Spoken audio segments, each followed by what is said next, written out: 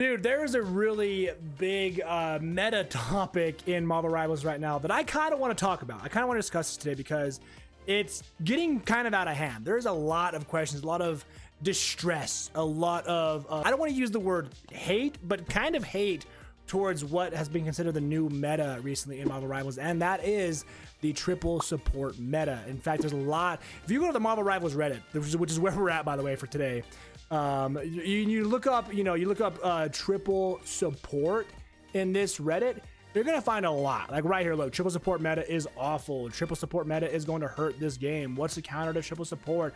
Thoughts on triple support? So recently, people have been finding that if you play triple support, usually Mantis, Luna, and Cloak and Dagger, that's kind of the meta because their ultimates can keep their team alive through most things in the game. And you just alternate their ults. So, Mantis goes, and then when she's done, Luna goes, and then when she's done, Cloak and Dagger goes. So your team is alive for far too long, and then soon after, the cycle just restarts, because then Mantis is back at it, and then boom, Luna's back at it. So people are putting high emphasis on playing triple support, specifically, again, those three characters, because other supports, their ults don't really do stuff like that. Like Rockets doesn't do that. His is more, offensive. Adams is more for revives, which can be good, but doesn't keep your team alive. They just are revived. You get the picture. So subscribe here for more content, and let's read this real quick, and let's go in and talk about it. It says, hello, currently Diamond 1 player at the moment. I have a concern over the current meta going on right now. It is very common now to see triple support comps with at least 2 defensive ults or more 3. And I gotta say, it's probably the worst experience so far in this game, and I'm the only time I've had no fun. Just 15 seconds minimum of not being able to do anything in a fight until support ults run out, and then even after the ults, extremely hard to kill anything with the constant healing. So that's another factor, right? Not only do you have the ults, but you have the constant healing on the tanks, on the DPS that can get in, get out. They heal, get in, get out, and heal, and just kind of repeat that cycle again until the ults are ready. But he goes on to say, the only reliable answer I have seen of this comp is mirroring them with the triple support comp as well. It is pretty disgusting, he says. Me personally, the skill expression shown in this meta is very low, and I don't know how the devs plan on addressing this meta. They have zero interest in role queue, and that's fine. And I understand why defensive ults are strong, because DPS ults are very strong as well. There's your answer though, right? Like if the DPS ults are very strong, then shouldn't the support ults also be strong? But anyways, he says, however, I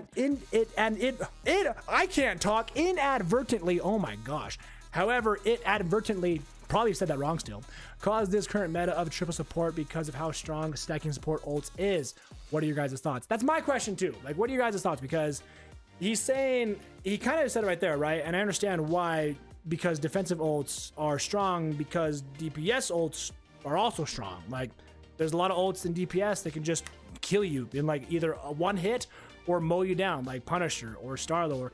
If you can get Scarlet Witches off, you're dead anyways, right? So, yeah, like, what are your guys' thoughts on the triple support meta? So what do these comments gotta say? Some of them say all they need to do is lower the amount of time these ults are up for. Luna's ult does not need to be 12 seconds long. Honestly, that part I kind of agree to, because Mantis's feels comparatively so short. You know what I mean?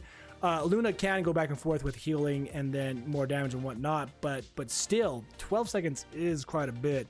You stack that with Cloak and Daggers, where they have to do their 4 things, and then it stays there for a little bit. You're at a good almost 30 seconds if you add Mantis too. That's wild in a game like this, right? Some people are commenting and saying a simple yet effective way to nerf both support and DPS ult charge rate is to reduce the energy gained from damaging healing tanks by 30 to 50%. So, and they say this because tanks have a massive hitbox and are super easy to farm ult charge. So, very good point, because if you're, going against a Hulk or a Venom, whether you're DPS or not, if you're healing a tank, you can just heal for days. Like, they're getting in there, taking damage, not dying, and you're healing. You have a constant sponge to always fill, because they're not going to die fast enough unless they're getting ulted, obviously. And so you're just doing a ton of healing, which is then increasing your ult charge, so you're getting it off faster. But the opposite is also said for DPS, because if they're hitting a tank that's being healed over and over again, they're getting their damage, thus their ult is going up. So you're both getting it relatively fast, because if you're the tanks that one's healing, one's shooting, so you get those ults off quite a bit. So they say, how about you just reduce the energy gained from damaging / healing those tanks by like 30 to 50%. Interesting. Okay. I don't have thoughts on that out the gate. I like the idea a little bit. I think it is a very strong first answer to something like this, but I would need more time to think to get a really strong opinion on that. But it says right now, because ults are so strong in this game compared to Overwatch, it's often optimal to farm ults on tanks and then rely on ults to secure kills, which is a very boring gameplay loop. Yeah, I can kind of see that. You farm with the tanks, use your ult to kill the rest of the team, then you kill the tank, right? Because now they're going to die because you have an ult, and that's a 2-for-1. So yeah, and they say right here, yeah, tanks should not be ult batteries. I kind of get it. But then there's another answer people want. They say, I think the biggest issue is how fast supports get their ults. Kind of the same concept as before, right? They're able to get their ult so fast because they're kind of tank healing farming in a way, right? So and people say, like, yo, that's absolutely the problem, especially with Cloak and Dagger. I had a match where Cloak and Dagger were getting their ults at least 3 times before anybody else's. Yeah, there are games where I hear us against the world like what feels like 4 times in a match, and I'm like, how? It's kind of wild, you know. Then you stack that with other healers and their ults, and I can kind of see why this the triple support is kind of a meta right now. Yeah, and not only is it support meta because you have the supports and you're healing and not dying, but also on the reverse side, what if you're the tank and you have 3 supports going with you? You're not gonna die. So I mean, for that same exact example, they say here, I just had a game with 2 tanks, 1 DPS, and 3 supports. It was great. As a tank, I felt like I could just harass the other team without worry. Yeah, because you're not going to die, right? Like, you got 3 healers on you, or at least 1 on you, while the other 2 are healing the rest of the team. Someone could just follow you and heal you the entire time, and you're just going in there and just wasting the other team, or just being a massive distraction, literally harassing them without a worry, because you're not going to die, right? So there's both sides to this, whether you are the healer, you're one of the 3, or you're, you know, one of the tanks on the team and you're just not going to die. So that can also be a problem because you have the 3 supports. Yeah, man. So I mean, I don't know. And you can also do Luna and Mantis with Loki, because then Loki can just go back to back with the same ult, right? Like Luna ults, and then Loki becomes Luna, and then Luna technically ults again, and that can also be a problem. And then Loki's a really good healer by himself, you know. And then you can just take another healer's ult, whether it be Luna's, Mantis's, Cloak and Daggers. Fat yikes for sure, right? Like there's a lot of issues I can see with the triple support meta, and again, there's so many questions, so many threads on this exact same topic of like, triple support is gonna, you know, hurt this game.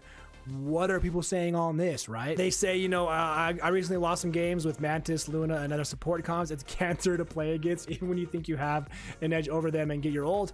Guess what? One of the 3 is ready to shut you down immediately. Kind of get it.